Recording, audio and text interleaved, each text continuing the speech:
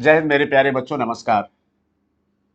तो आज आपका नीट का महासंग्राम है और बच्चों लास्ट मोमेंट पे आप कितने पॉजिटिव होते हैं ये बहुत इंपॉर्टेंट बात है। आप सबने पूरे साल भर एनसीईआरटी पढ़ी, खूब अच्छे से मेहनत की और करीब 70 से ज़्यादा बच्चों आपने फुल सिलेबस टेस्ट दिया है और उस फुल सिलेबस टेस्ट में निश्चित रूप से आपने अपनी गलतियों को रियलाइज किया होगा और बिल्कुल पॉजिटिव होकर पेपर देने जाइए। आपके दिमाग में कभी कभी ऐसा होगा कि पिछली बार भी नहीं हुआ तो इस बार भी नहीं होगा तो क्या होगा।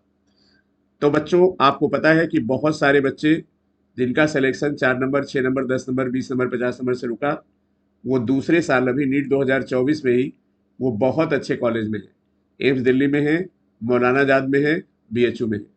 तो क्या पता आपको कि ऊपर वाले ने आपके लिए कितना अच्छा कॉलेज निर्धारित किया है।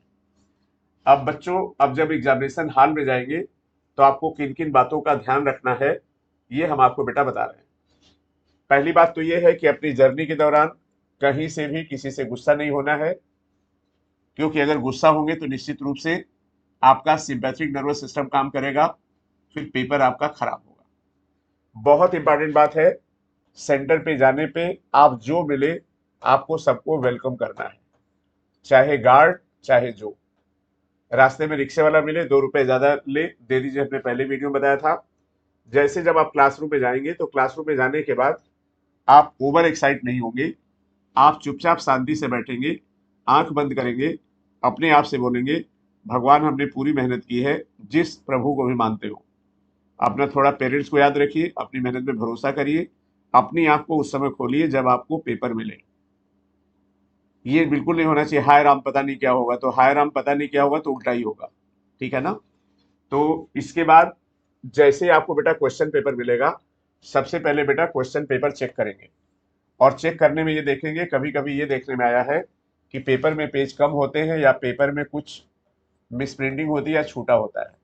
तो सबसे पहली बात ये है कि आप पेपर के 180 क्वेश्चन देखेंगे और इसमें 5 मिनट का टाइम लगा लीजिए, कोई दिक्कत नहीं है, ठीक है ना। आप देखिए आपकी बुकलेट पूरी कंप्लीट है कि नहीं, पूरे 180 सवाल है कि नहीं। ओएमआर की फिलिंग में बेटा कभी कभी क्या होता है कि बच्चे रोल नंबर गलत फिल कर देते हैं, तो रोल नंबर को बेटा कम से कम आपको 2 बार चेक करना है कि आपने गोला बिल्कुल सही भरा है। पेपर को स्टार्ट करने के लिए जो भी सीक्वेंस आपने बनाया वो ठीक है, लेकिन मेरा ये कहना है बेटा कि कभी कभी पेपर में उल्टा होता है। जो पेपर आपको बहुत अच्छे से आता है, हो सकता है वो पेपर थोड़ा टिपिकल हो, और जिस पेपर से आपको उम्मीद ना हो सकता है पेपर इजी हो। तो एक बार पूरा पेपर 1 to 180 जरूर देखिएगा।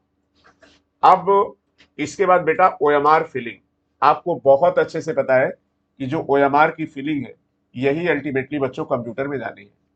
और जब हम ओएमआर को बिल्कुल लास्ट मोमेंट पे रखते हैं तो कभी कभी बैक ऑफ माइंड में लगता है ना ओएमआर छुट्टी है, और पेपर करने के चक्कर में कई बार आप भूल जाते हैं कि आपको ओएमआर भी फिल करना है।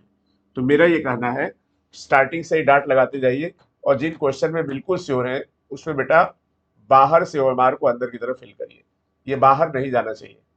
अब आपको लगता है कि कोई क्वेश्चन ऐसा है जो बिल्कुल आपने गलत फिल कर दिया है तो -1 हो जाएगा, तो उसको दूर करने का तरीका है कि एक और गोला भर सकते हैं, एक ये बात है। नहीं, अगर उसको इरेज कर सकते हैं तो इरेज कर दीजिए, नया भर दीजिए, ठीक है। इसके बाद बेटा अगली बात है बेटा, रफ वर्क को बहुत ही सावधानी से करना है, कैलकुलेशन में बहुत अच्छे से देखना है और सारे ऑप्शन देखिएगा। अगर आपको लगता है कि ये क्वेश्चन हमारा बिल्कुल सही है, बिल्कुल रटा हुआ है, बिल्कुल पेपर में आया है, बिल्कुल हमने एमसीक्यू में लगाया है, और बेटा क्या करते हैं वो थोड़ी सी वैल्यू कभी कभी चेंज कर देते हैं। तो जिस क्वेश्चन पे बहुत ज्यादा भरोसा हो, जो बिल्कुल सही लगे, उसको जरूर अच्छे से देखिएगा। इसके बाद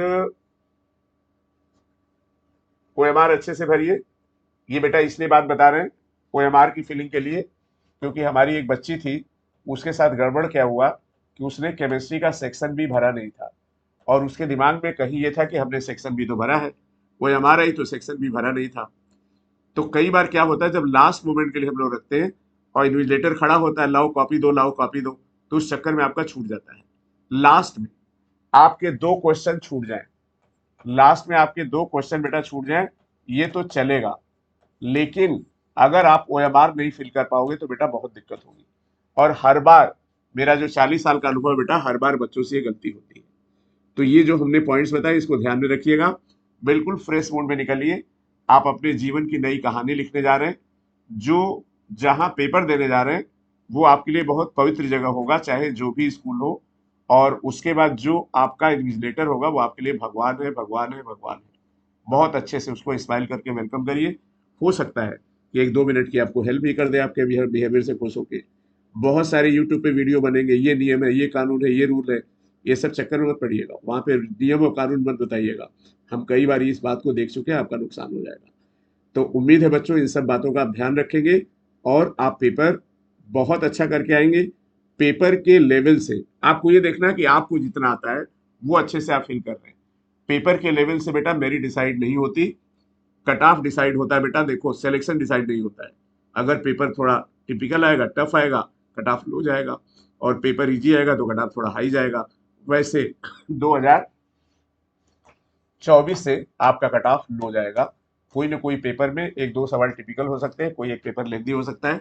बस ऐसा ही कुछ होगा।